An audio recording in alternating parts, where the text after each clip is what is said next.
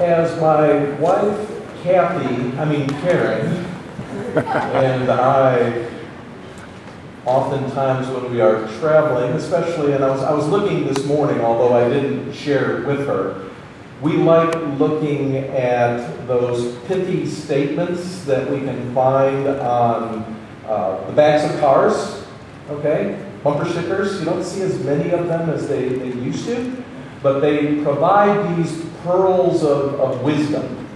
And this text from Luke's Gospel this day gives us some of these pithy statements and pearls of wisdom as well. Now, I'm going to ask you to recollect the statements that I'm going to begin to see if you can fill in the blanks. Okay, so this is a congregational participation portion of the sermon. I'm spending my kids' inheritance. Exactly. The one with the most toys wins. Yes. And another genre are movies that give us these kinds of statements, and one that is tied to this particular text comes from the movie Wall Street and its lead character, Gordon Gekko. And he says greed is good. Thank you. That's a little bit more obscure. And then we have words of wisdom over the years that have been handed down to us as well. Now this is a two-parter, okay? A blank and his money are soon blank. A fool and his money are soon parted. Yes. So in the context of these statements that we remember so well because of their shortness and their impact, let's take a look at this morning's text more deeply from Luke's chapter 12. Now, this particular lesson is part of Luke's gospel that really reaches through 12:1 through 13:21. And this is the second set of teachings that the Gospel of Luke records about discipleship. Okay? Now, in 951 of this particular text, there's an important quote that comes up that we can think about. And in 951 of Luke's Gospel, Jesus turns to Jerusalem. I'm thankful because that is the east. Okay? So Jesus turns his eyes and his ministry and his mission to Jerusalem. So everything that follows that now, Jesus is on a different course. And as we see in Luke's gospel and the way it's written, when Jesus has encounters, it really happens, and this ministry and mission happens in three different ways. One is he teaches the disciples about what it means to be a disciple collectively. Then he also teaches in the context of the crowd that gathers around him. And then a very important piece is then Jesus recharges his own batteries through getting away from everyone, or at least trying to, sometimes successfully, sometimes not so successfully, to pray and to recharge his batteries that way. So we can think about this text in Luke in terms of how do we learn from Jesus individually as disciples and through our families, through the larger context of the community and the world around us. And then what are we doing to recharge and refocus ourselves as well? Now, let's take a look at this text in a little bit, bits and pieces, and a little bit more closely.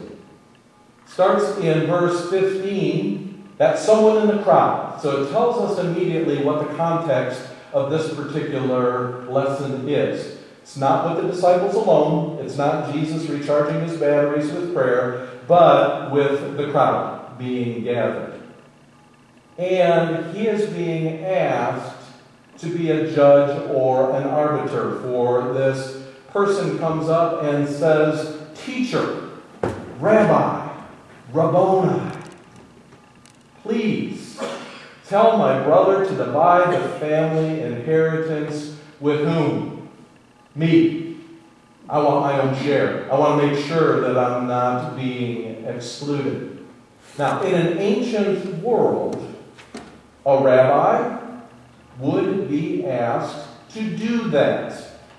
It would be perfectly legitimate for someone who is seen as a teacher in the temple, or someone who would be held in high regard, to actually administer the justice in that particular case.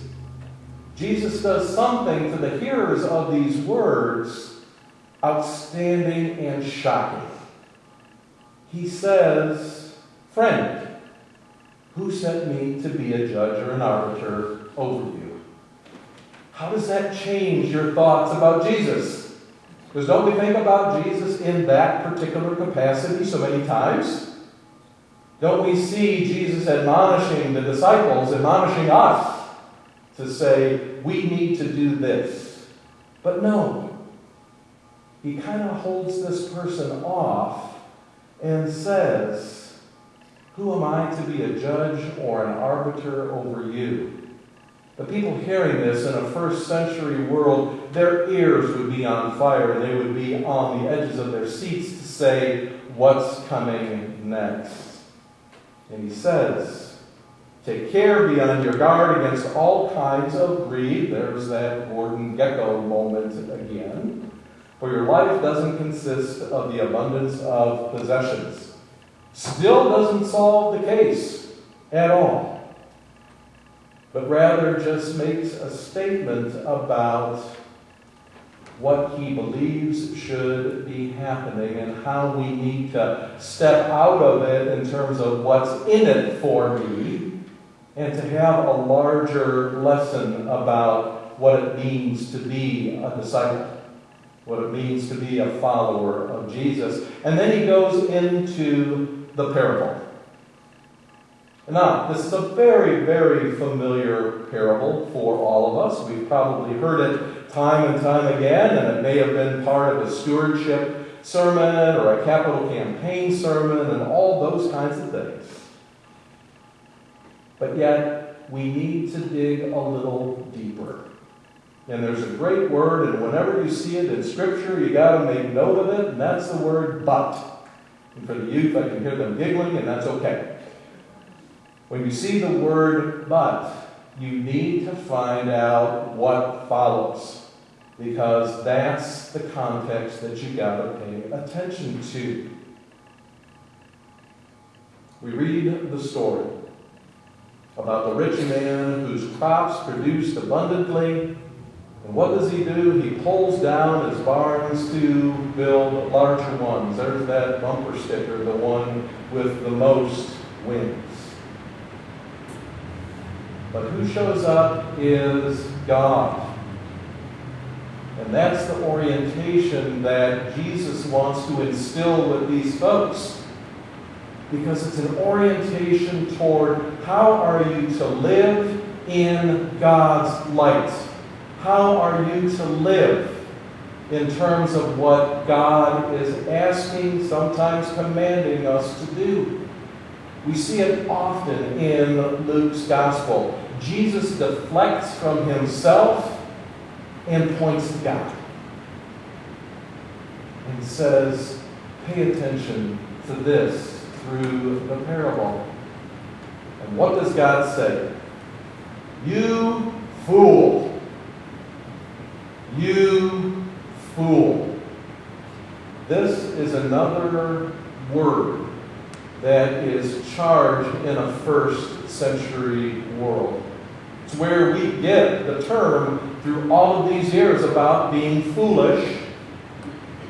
But God is calling out this wealthy individual who has built bigger barns and says, "You fool." Now, these words are so important and so charged for the people who are hearing this, because in that day and age, the world primarily lived through what was called an honor and shame society. You either had honor or you were shamed. And that was not only for you, but for your household as well. And when you took foolish actions, you were claimed in the community to be a fool. So when we use those words today, we need to think about what that meant in a first world context. It is a way that you are now and your family are recognized in the community around you as having foolish actions.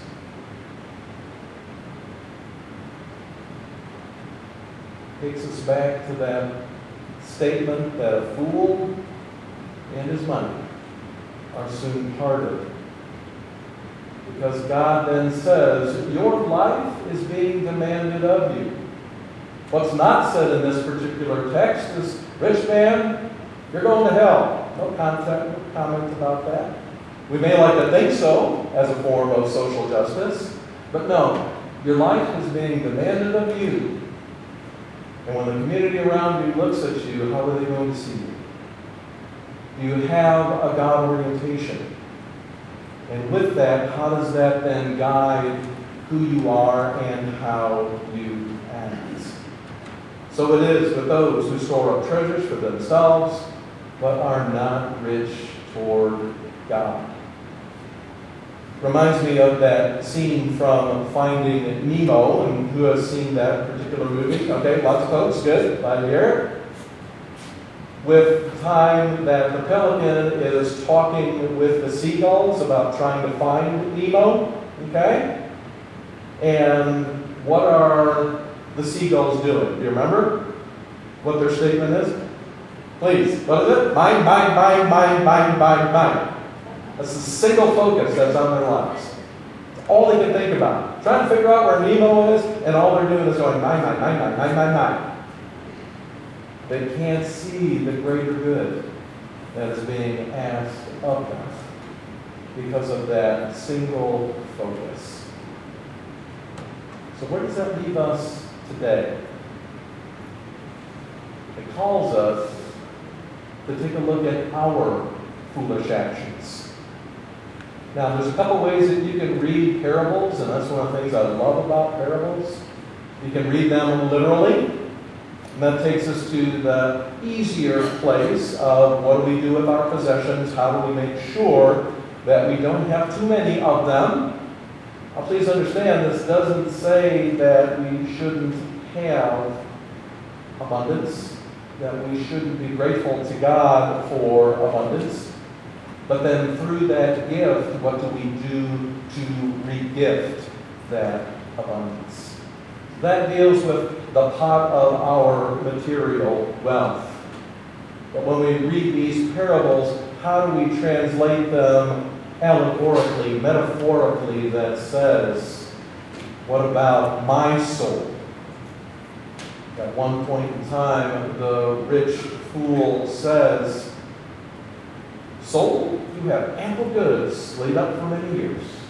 Relax, eat, drink, be merry.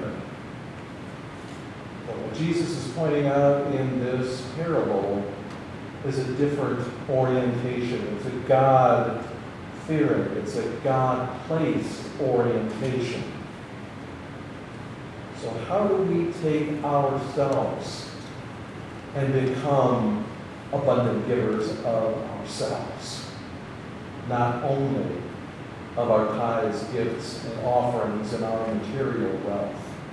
And how is it that others are going to see us in the community?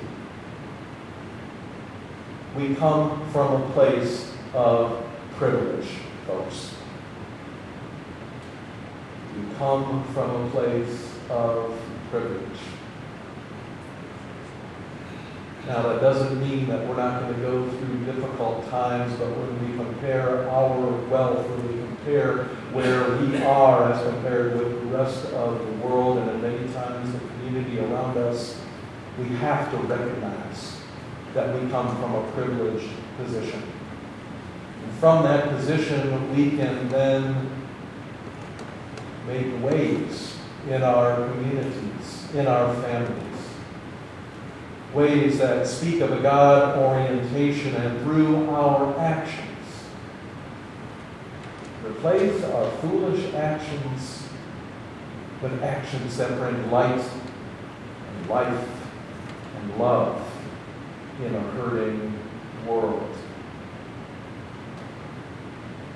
One of the things that I looked up this morning before coming to see you, it's something I check on occasionally, is to see how many square feet are available in storage units across the country. Anyone fathom the guess or want to guess the amount of square footage? Anyone? It's a lot more than probably what you think. It is between 1.7 and 2.3 billion, with a B, square footage of storage space for our stuff. Mine, mine, mine, mine, mine. And we rethink this day and put into action actions that are not foolish, to always give God the glory.